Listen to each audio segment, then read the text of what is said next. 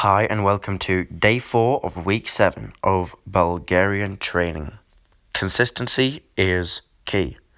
I have been recording workouts for 6.5 minus 1.5. So I've been recording workouts for 5 weeks straight, and I've been training every single day uninterrupted for what would it be now? 6 weeks and 4 days straight. If I do my stretching today, that will be true because I count the stretching into my training just as much as I count my jump rope and my running into my training. Because for those who don't know, I'm attempting to become a national level taekwondo fighter. I've already become a bronze medalist. I want to become a gold medalist in the national championship, and to do that, I have to increase my strength, but I also have to increase my cardio, and I also need to increase my flexibility. So in this program, I'm working on all three. And later on, in later training cycles or training blocks, this is training cycle 1 of this year. In the next training cycle 2, I'm going to start adding in technique work for my sport. So that will be kicking, footwork, moving, mainly sparring with my little brother, because that's the only one I have available, but I don't think he wants to do that. So hitting a bag, trying to practice on whatever I have, kicking branches that are hanging down from trees. I'll have to figure something out. I have to do some real ghetto taekwondo training methods. It's like these guys that just box by themselves. It's not optimal, but what can you do? The pandemic is stopping me from doing stuff when it comes to sparring with other people. And a lot of people give up in these circumstances, but I'm a very motivated person, so I just want to get in a bit better shape, and then I'll start training taekwondo. And it's not a matter of about, I'll do it in the future. It's a matter about, I'm going to start doing it week 9 or week 10. Basically, the rest week of whenever this Bulgarian program is over, I believe that will be week 9, but it could be week 10. Alright, anyway, on to the rows.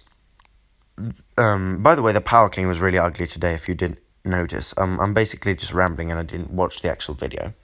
But now I'm watching again. So, one thing I do know from just the way I felt, these rows are super hard. And, the first 7 reps when you're fresh, they're just easy. They're just nice and light. And then it accumulates on you.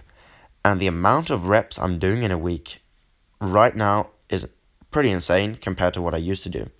So let's do the math of it. A couple of weeks ago, basically 6.5 weeks ago, I started with 60 kilos, so the same weight for 3 sets of 10 reps, 5 days a week. So that would be 30 times 5, which would be 150 reps a week with 60 kilos. Right now, I'm doing 3 sets of 15, 5 days a week with 60 kilos. So that means that, Dorsey, my dog is making all sorts of noise.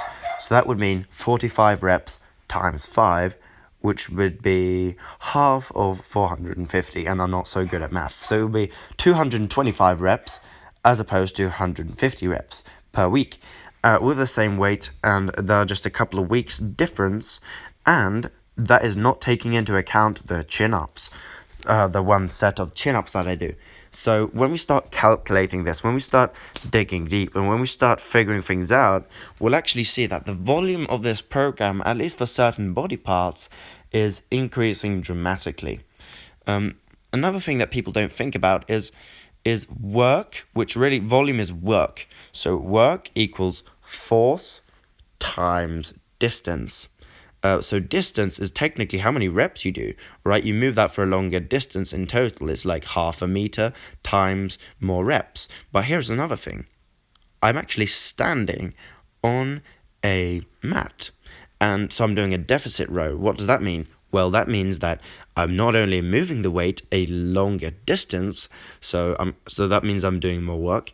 I'm also moving the weight from a more difficult position, which means that certain joints in my body are more stretched out in more difficult positions. So that means that my muscles actually have to produce more force to move the same weight. So I'm producing slightly more force, and I am moving the weight a slightly longer distance. However, I am cheating a little bit more when I get further into the reps. So really, the effect of it all is not much, but at least I'm not getting less and less good reps the further I go, if that makes sense, when it comes to muscle growth. And the thing is, as soon as my body starts to adapt, it's a new week and I add a rep. And that means that it's 3 times 5. So that means it's 15 more reps a week, I believe. And it just keeps on going. And I'm doing the chin-ups as well, which build similar muscles but slightly different. These rows hit more the outer arm. I don't know if that's well, actually it's both. It's brachialis and brachioradialis. It's building a little bit more forearm in certain places. It's building more upper back, and it's building more spinal erector. It's building more hamstring, obviously. The chin-ups here, I would say, are stretching the lats more, so they have more potential to build the lats. They have more potential to build the biceps. I feel my biceps a lot more on these. But the point is, I'm doing both. I'm doing rows and I'm doing chin-ups. I have a well-rounded program. And another thing you'll notice is I'm doing more rows than chin-ups, since I have more of an upper back deficiency than a lat deficiency. So I'm thinking about what I'm doing. I'll program this program well. And when I'm done with this training block, I will improve on this program or I will switch programs. But my goals for this year will still remain the same. It's just about adjusting during the actual process. So, thank you for watching. I actually really appreciate people watching this.